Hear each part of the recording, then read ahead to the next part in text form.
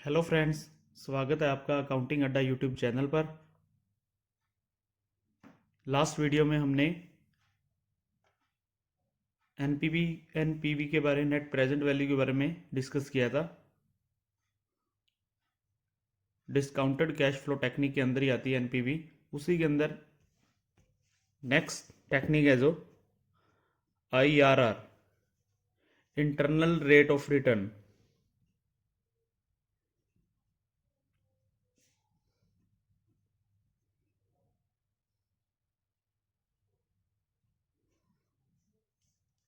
Internal rate of return को देखते हैं अपने।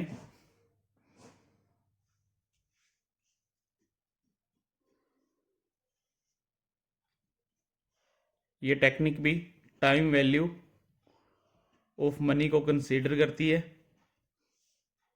टाइम वैल्यू ऑफ मनी के बारे में मैं कल आपको बता चुका हूं।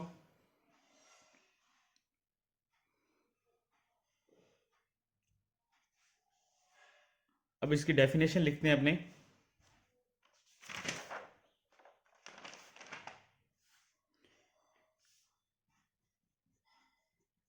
IRR is used for making a decision while selection of project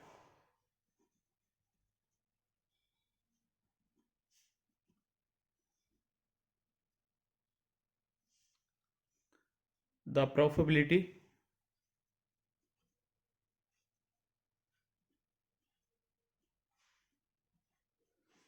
of the project।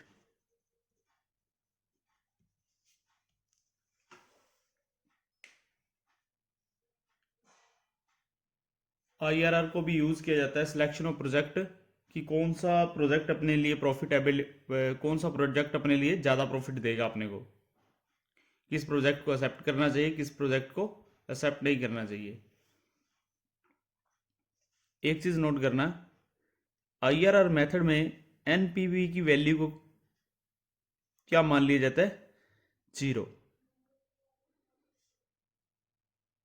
कल एनपीवी पे हमने डिस्कस की थी कि अगर एनपीवी की वैल्यू पॉजिटिव है,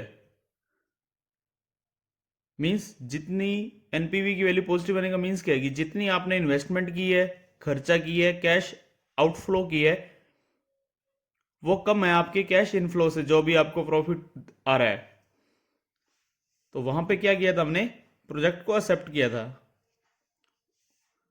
और अगर माइनस है तो मीन्स आपका खर्चा ज़्यादा, आउटफ्लो ज़्यादा है, इनफ्लो कम है, तो मीन्स उस प्रोजेक्ट को एक्सेप्ट नहीं किया था। IRR क्या बोल रहा है?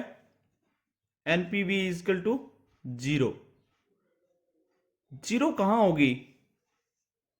जीरो वो पॉइंट होगा आपका जहां पे आपको ना तो प्रॉफिट हो और ना ही आपको लॉस हो। तो जीरो मीन्स उसे क्या बोलते हैं? Break even point.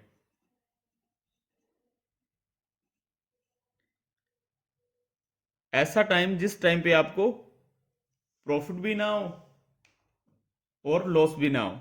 अगर आपने 100 रुपये लगाए हैं तो 100 रुपये ही आपको मिल रहे हैं। इसके फार्मूले पे चलते हैं। इसके फार्मूले पे कल हमने एनपीवी का फार्मूला किया था, सेम फार्मूला है वहां पे। यहां पे अब एनपीवी की वैल्यू कितनी आ जाएगी? Zero. Equal to C into, वही सेम रहेगा, C divide by 1 plus R की पावर 1। यहां पे ये चीज नोट करना, कैपिटल आर लगा रहा हूं। 1 plus C divide by 1 plus R की पावर 2, दूसरे साल पे जा रहे हैं, C divide by 1 plus R की power 3, C N 1 plus R की पावर एन, जितने भी टाइम के लिए दिया होगा। एनपीवी के फार्मूले में हमने क्या लगाया था? स्मॉल आर लगाया था। इसको क्या बोलेंगे? Discount rate. यहां पे मैंने क्या यूज किया है, कैपिटल आर। इसे क्या बोलेंगे, internal rate of return, IRR।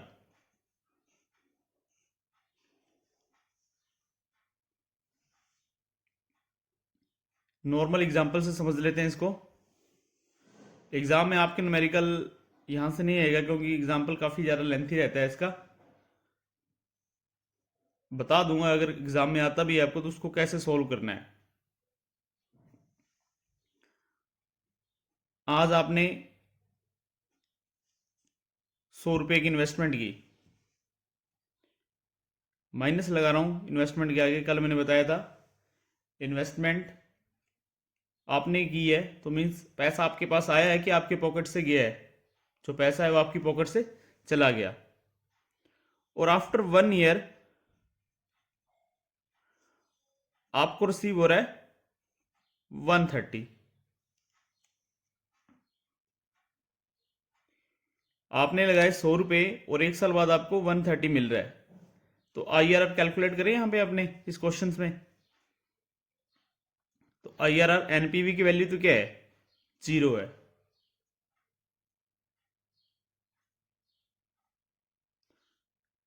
ये -1 लगाया आपने, यहां पे कुछ और ऐड करना, -I।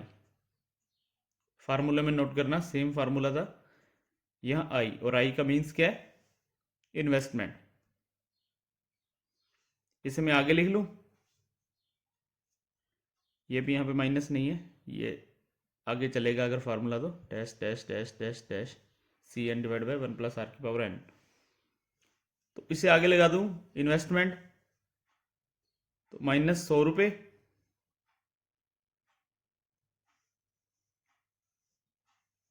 या फिर वहीं रखना है तो वहीं रख लो। तो अपने क्या रहेगा इसका, सी कितना मिला है आपको, कैश इनफ्लो कितना हुआ आपके पास, 130 डिवाइड बाय 1 + R की पावर 1 साल के लिए ये -100। अब यहां से R की वैल्यू फाइंड करेंगे तो R की वैल्यू अपने पास कितनी आएगी, 0.30 मीन्स R की वैल्यू आएगी अपने पास 30%।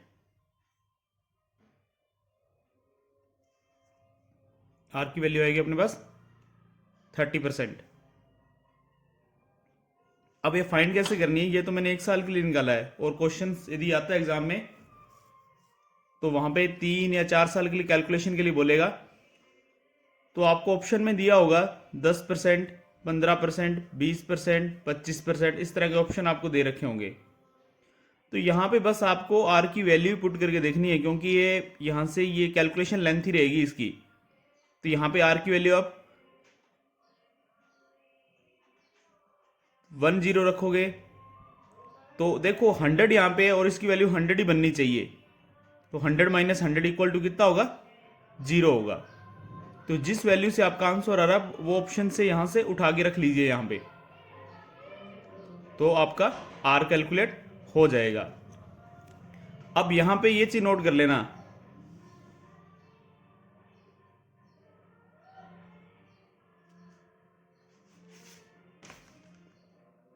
अगर इंटरनल रेट ऑफ रिटर्न की वैल्यू डिस्काउंट रेट से ज्यादा है तो प्रोजेक्ट को क्या करेगी कंपनी, एक्सेप्ट करेगी। और अगर डिस्काउंट रेट से कम है तो प्रोजेक्ट एक्सेप्टेबल नहीं होगा, प्रॉफिट नहीं होगा वहां पे। इस चीज के बारे में दोबारा बता रहा हूं, कैपिटल R की वैल्यू 1 साल के लिए है तो आसानी से निकल जाएगी, यहां पे 30% आएगा। और अगर ज्यादा टाइम के लिए हो तो कैलकुलेशन बहुत ज्यादा होगी, तो ऑप्शन से उठा के आपको यहां पे वैल्यू पुट करनी है। जिस ऑप्शन से आपकी वैल्यू कैश आउटफ्लो के बराबर आएगी वही आपका क्या होगा, आंसर होगा। क्योंकि एक को यहां पे 0 करना है अपने को, एनपीवी को अपने को कितना मान के चले हैं, 0 मान के चले हैं। इससे क्या पता लग रहा है कि IRR का मीन्स क्या है, ब्रेक इवन पॉइंट है, जहां पर ना ही अपने को लॉस हो ना ही अपने को प्रॉफिट हो। फिर नेक्स्ट चलते हैं अपने non discounted cash flow technique.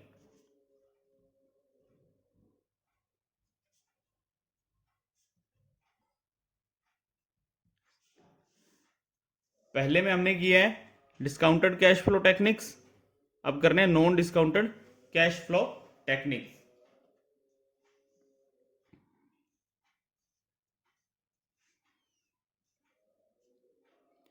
इसमें पहले देखते हैं अपने पे बैक पीरियड मेथड। एनपीवी और पे बैक पीरियड मेथड से ही क्वेश्चंस रहेगा आपका एग्जाम में।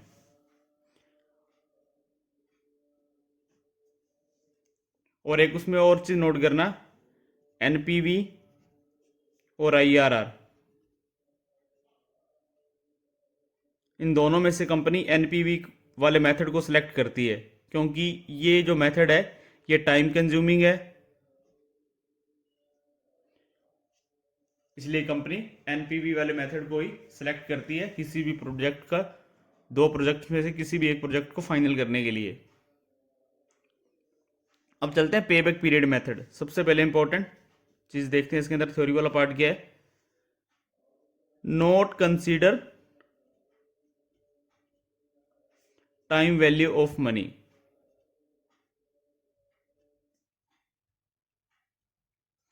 ये टाइम वैल्यू ऑफ मनी को कंसीडर नहीं करता। एग्जाम्पल से समझ लेते हैं इसे। एक कंपनी है, उसको 50,000 रुपए की इन्वेस्टमेंट करनी है, उसके पास दो प्रोजेक्ट हैं, project A project B.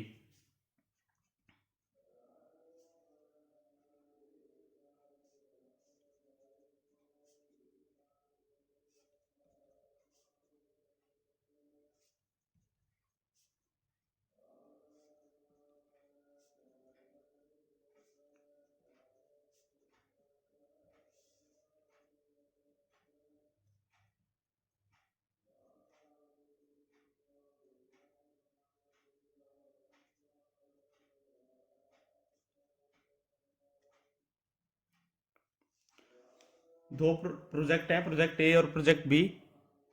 Project A में एक साल के एंड में उसे 10,000 रुपये मिलेंगे और बी में 20,000 रुपये मिलेंगे। दूसरे साल के एंड में 10, 15, इस तरह से अपने को दे रखा होगा। अपने को बताना है कि अब कंपनी कौन सा प्रोजेक्ट में इन्वेस्टमेंट करेगी पे बैक पीरियड मेथड से।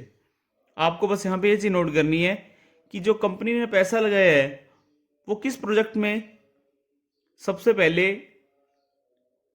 कंपनी को वापस मिल रहा है, वो कंपनी को वापस मिल रहा है। तो अपने यहाँ पे नोट करेंगे, यहाँ पे 10, 20, 30, 40, 50, तो मीन्स इन्वेस्टमेंट पूरा होने के लिए कितना टाइम लग रहा है प्रोजेक्ट ए के अंदर? 5 ईयर। और प्रोजेक्ट बी की बात करें, 20, 35, 45, 50, कितने साल लगे यहाँ पे? 4 साल। तो कंपनी कौन सा प्रोजेक्ट फाइनल करेगी? B project. जहां पे कंपनी की इन्वेस्टमेंट जल्दी पूरी हो रही है, जो भी कंपनी ने इन्वेस्ट की है वही प्रोजेक्ट कंपनी फाइनल करेगी। और इसके अंदर मेन चीज है तो नोट कर लेना कि ये टाइम वैल्यू ऑफ मनी को कंसीडर नहीं करती। ये मेथड है जो टाइम वैल्यू ऑफ मनी को कंसीडर नहीं करेगा। फिर नेक्स्ट आगे चलते हैं अपने अकाउंटिंग रेट ऑफ रिटर्न।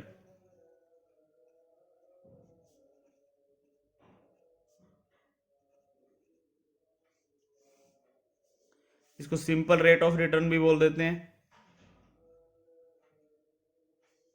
या फिर एवरेज रेट ऑफ रिटर्न भी बोल देते हैं।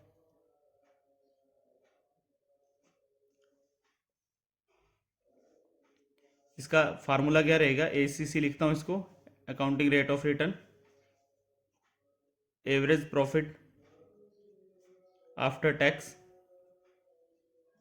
Divide by average value of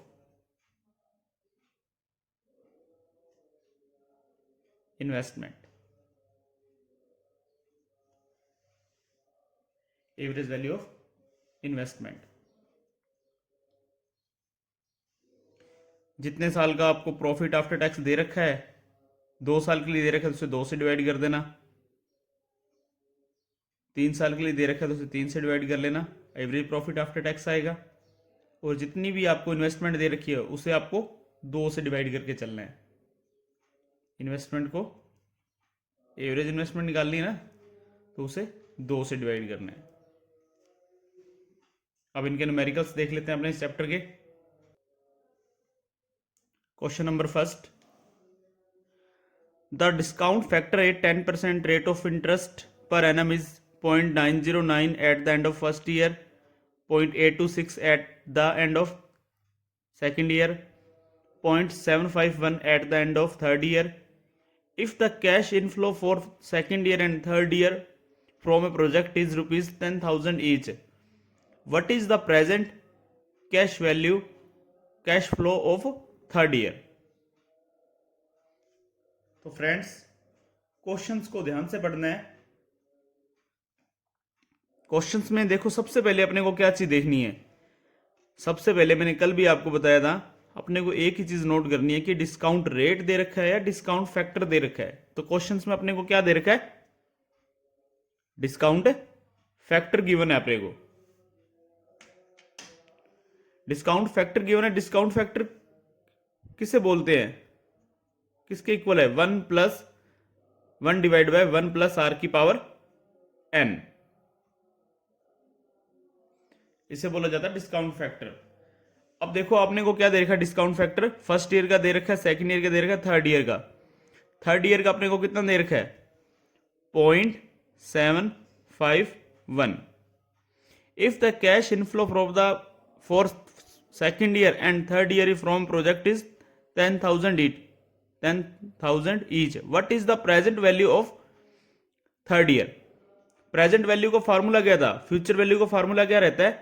present value equal to 1 plus 1 divide by 1 की पावर 1 प्लस आर की पावर n। और अपने को निकालना है प्रेजेंट वैल्यू। प्रेजेंट वैल्यू का क्या बनेगा? Future value into 1 divide by 1 plus R की पावर n। तो ये चीज तो अपने को गिवन है। मैंने कल ही आपको बताया, जिसे बोलते हैं डिस्काउंट फैक्टर। और फ्यूचर वैल्यू आपको कितनी दे रखी है? कितना मिल रहा है वहां पे? 10,000। तो 10,000 इंटू 0.751, तो 10,000 को मल्टीप्लाई करेंगे 0.751, तो राइट आंसर अपना आएगा 7510 रुपीज। आपने अपने को क्वेश्चंस में बिल्कुल इजी लैंग्वेज में क्वेश्चन होगा। अपने को बस ये चीज नोट करनी है कि डिस्काउंट रेट दे रखा है या डिस्काउंट फैक्टर दे रखा है। फिर नेक्स्ट चलते हैं अगले क्वेश्चंस में। The discount factor at 12% rate of interest per annum is 0.893, 0.797 दे रखा है for first year, second year, third year, fourth year respectively. If the cash inflow the project is rupees 10,000 each of these years, calculate the present value of cash inflow. Present value का formula दिया हुआ है ऊपर आपको future value के फार्मूले से। ये फ्यूचर वैल्यू का फार्मूला भी अपना कहां से आया है? कंपाउंड रेट ऑफ इंटरेस्ट से आया है, जो मैंने कल आपको बताया था। अब इसके अंदर अपने को क्या करना है? 10,000 को calculate the present value of cash inflow, जितना भी कैश इनफ्लो हुआ है उसको डिस्काउंट रेट से मल्टीप्लाई कर देना है। फर्स्ट ईयर के लिए कितना है? 0.893, सेकेंड ईयर के लिए 0.797, थर्ड ईयर के लिए 0.721, फोर्थ ईयर के लिए 0.636। कैलकुलेशन सॉल्व करेंगे, इनको सभी को ऐड करेंगे। 8930 प्लस 7970 प्लस 7120 प्लस 6360, तो राइट आंसर आएगा 30,380। डिस्काउंट फैक्टर दिया, डिस्काउंट रेट दिया, ये सबसे पहले क्वेश्चंस में देखना है। अगर डिस्काउंट फैक्टर दे रखा है तो क्वेश्चंस करने में आपको 15 सेकंड से ज़्यादा टाइम नहीं लगेगा, क्योंकि कैलकुलेट करके आपको दे रखा है। आपको बस क्या करना है? कैश प्रेजेंट वैल्यू आपको निकालनी है। प्रेजेंट वैल्यू क्या होगी? जो भी कैश इनफ्लो दे रखा है आपको उसे डिस्काउंट फैक्टर से मल्टीप्लाई करना है। फिर नेक्स्ट चलते हैं अगले क्वेश्चंस पे।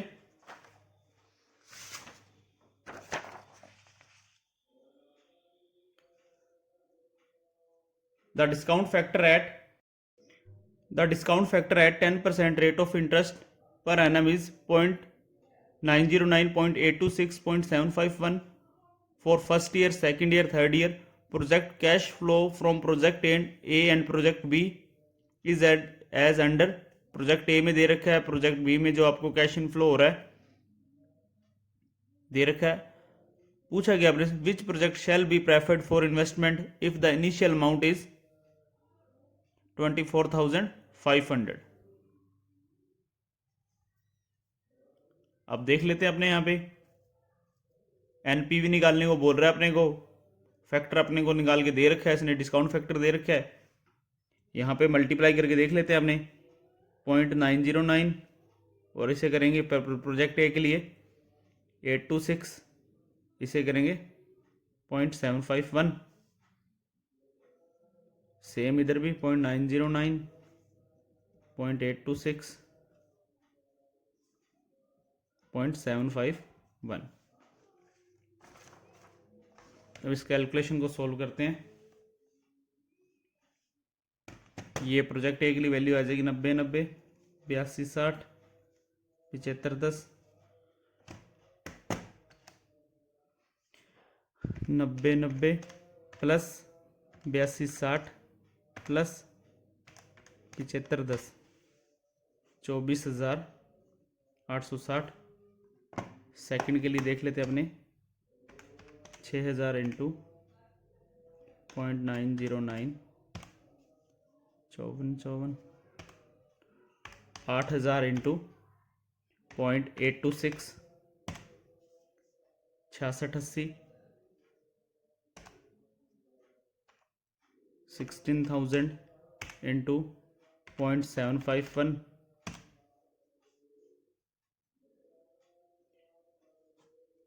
Plus 6680 plus 5454, 24,050। तो एनपीवी की फार्मूला क्या था? C N plus 1 plus R की पावर एन माइनस आई। ये अपने को मीन्स जो भी कैश इनफ्लो हो रहा है टोटल, पहले प्रोजेक्ट में 24,860 और इन्वेस्टमेंट कितने की थी? 24,500 की। ये वाला तो पॉजिटिव है 360 से NPV project A. Project B को चेक कर लेते हैं। 24,500, 24,150 माइनस इन्वेस्टमेंट है 24,500 की। इन्वेस्टमेंट ज़्यादा है, कैश इनफ्लो कम है, तो कंपनी कौन सा प्रोजेक्ट सेलेक्ट करेगी? प्रोजेक्ट ए सेलेक्ट करेगी। तो friends, third chapter capital budgeting अपना कंप्लीट हो चुका है।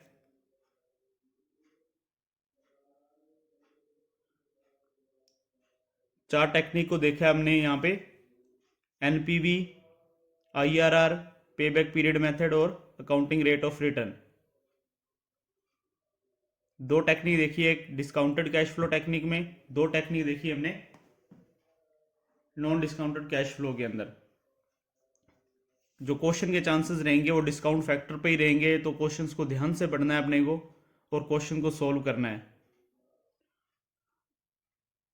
सो फ्रेंड्स, वीडियो अच्छी लगी हो तो वीडियो को लाइक करना, चैनल को सब्सक्राइब करना, क्योंकि जैसे ही नेक्स्ट वीडियो पोस्ट होगी आपके पास इंटीमेशन आ जाएगा। और चैनल को बैंकिंग ग्रुप के अंदर शेयर करना, ज़्यादा से ज़्यादा स्टूडेंट्स तक पहुंच पाए। और मेरा ये आपसे कमिटमेंट है कि अगर आपने ये सभी वीडियोस प्लस नोटबुक में आप नोटबुक के अंदर आप नोट्स बना रहे हो अपने, तो आसानी से आपके 60 प्लस नंबर आसानी से आ जाएंगे, क्योंकि एग्ज़ाम में न्यूमेरिकल बहुत कम स्टूडेंट्स को आते हैं, थ्योरी बेस पे जाते हैं। और जो दोनों का परसेंटेज है 50-50 है, 50 प्लस न्यूमेरिकल आते हैं, 50 के करीबी अपने थ्योरी पार्ट रहेगा। और जो मेन +2 वाले क्वेश्चंस हैं वो एग्जाम में 15 या 16 रहते हैं, वो सभी के सभी न्यूमेरिकल ही रहेंगे आपके। मतलब 15 से 16 क्वेश्चन आपके न्यूमेरिकल के 2 नंबर वाले रहेंगे वहाँ पे। 15 से 16 क्वेश्चन, 15 मान के चले तो 30 नंबर न्यूमेरिकल के तो डायरेक्ट यही वाले हैं आपके। तो ये न्यूमेरिकल्स अपने कोई भी न्यूमेरिकल्स ऐसा नहीं होगा जो अपने को एग्जाम में नहीं आएगा। सो फ्रेंड्स, वीडियो को लाइक और शेयर करना और सब्सक्राइब करना चैनल को। मिलते हैं नेक्स्ट वीडियो में।